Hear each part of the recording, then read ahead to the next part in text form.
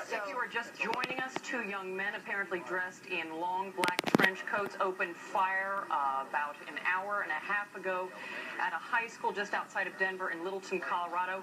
At least 3 students have been injured and possibly as many as 8. Getting more information in on Virginia Tech and the situation there. First, I want to show you this new video that we just got in from the scene. According to the latest updates, 2 people have been fatally shot on the campus. One is a police officer and another victim whose identity they are not sharing with us.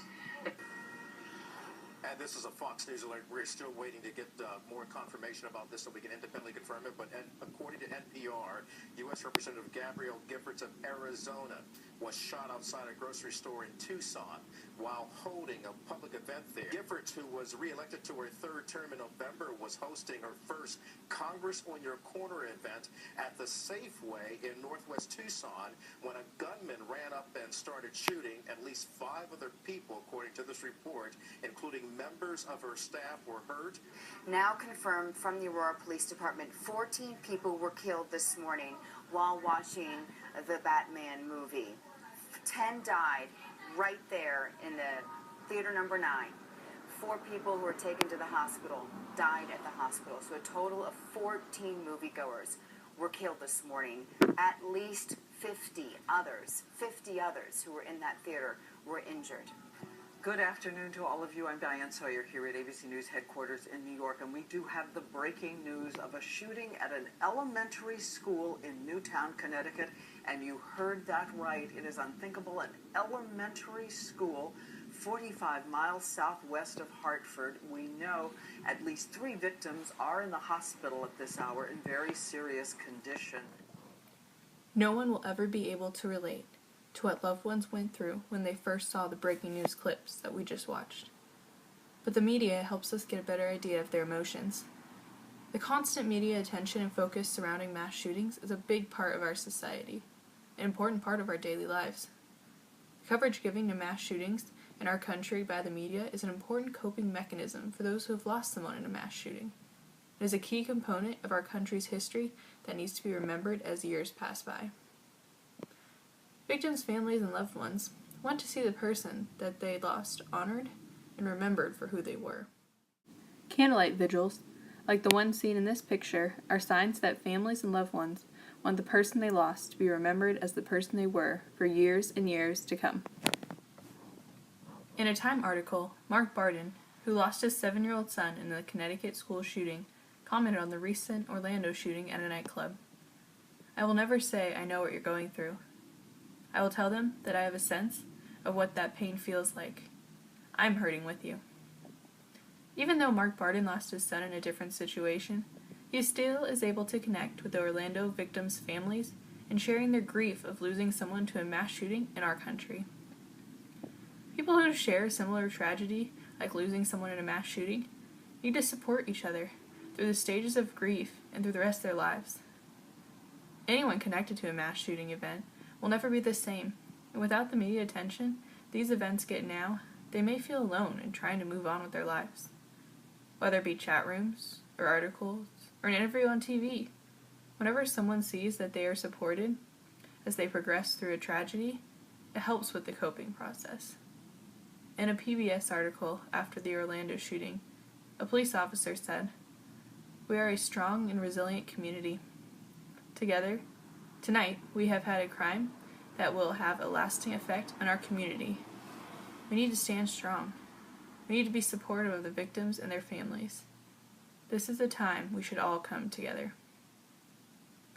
The support from the community needs to be made a priority in the aftermath of a mass shooting to ease the grieving process and to start the healing process. There are, however, those who feel that the media coverage of mass shootings plays more of a negative role than a positive role in our society today. Many argue that the extensive media coverage on mass shootings is a negative influence on those in our society seeking attention. They say that it encourages people in dark places who are seeking attention to plan similar events and execute them. However, the percentage of people in such a dark place actually executing these plans is much smaller compared to the number of those affected by a mass shooting who need the media attention.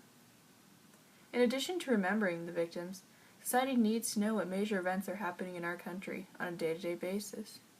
Horrific events like mass shootings are a part of this country's history and should not be lost in the mix of other news as time passes by. As seen in these images of headlines from mass shootings, these events are, have been, and always will be a big part of this country's history. It's up to society to appropriately address the media attention and interpret it cautiously. USC law professor Ariel Gross made the following comment in an LA Times article after the Orlando shooting. It's important to put the Pulse shooting in historical context, not to minimize the terror wreaked by a disturbed and bigoted individual's easy access to military-grade weapons, but to recognize that gun culture in the U.S. has gone hand in hand with violent hatred for a long time. Mass shootings are important events to record in history, to prevent future ones, and to look back at what might have caused them. As law professor Ariel Gross commented, we need to put mass shootings in our country's history to bring to light the problems our country is facing, like gun control. By bringing into the light the underlying issues in the U.S., we are able to adjust laws or take precautions to make our country a safer place and prevent future tragedies.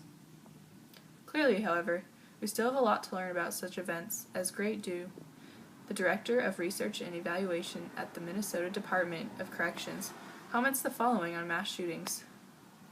Our understanding of this topic, even though it is better than it was 10, 15, 20 years ago, is still imperfect. With the media attention, our country should be able to learn from the past.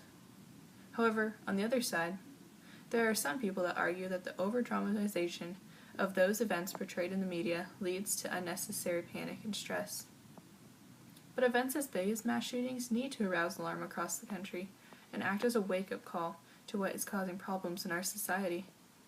No matter how much drama is added to a news story on a mass shooting, the fact is that people died, and many lives were changed because of that event.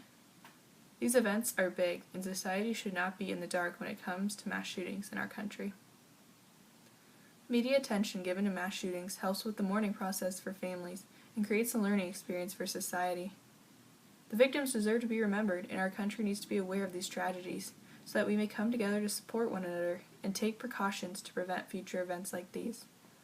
So join me in helping support our media sources and be a part in knowing the history of our country.